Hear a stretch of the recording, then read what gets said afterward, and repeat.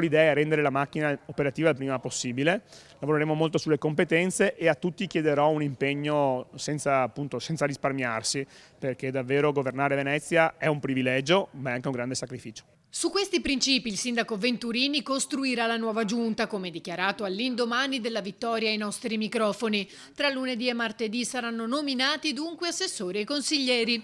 Il posto di vice sindaco spetta a qualcuno di Fratelli d'Italia e secondo il senatore veneziano e coordinatore regionale del partito Raffaele Speranzon deve andare all'ex assessore ai lavori pubblici Francesca Zaccariotto, la più votata del centrodestra. L'ultima parola però spetterà ovviamente a Venturini. In base all'accordo elettorale a Fratelli d'Italia spettano 4 assessori su 10 e 3 di questi verranno scelti tra gli eletti. Oltre a Zaccariotto, infatti, ce ne saranno altri 2, tra l'assessore uscente Maica Canton, Alessandro Scarpa-Marta, secondo per numero di preferenze, Gianpietro Trabuio, per anni consigliere di municipalità a Favaro, e Silvia Peruzzo Meggetto. Il quarto posto potrebbe essere assegnato a qualcuno degli esclusi e potrebbe andare all'ex presidente di Insula Fabio Raschillà.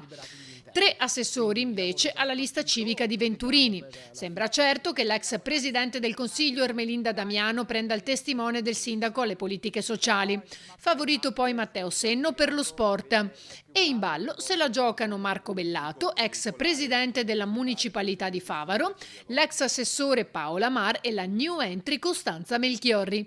Ci sono però anche degli esterni su cui il sindaco potrebbe puntare, mentre Paolino Danna sembra destinato a diventare il presidente del Consiglio Comunale. La Lega avrà 2 assessori. Uno sarà Sebastiano Costalonga, che con ogni probabilità continuerà a tenere la delega al commercio, l'altro verrà scelto tra Giovanni Giusto e Riccardo Brunello. Poi c'è Monica Poli, lady pickpocket più votata della lista.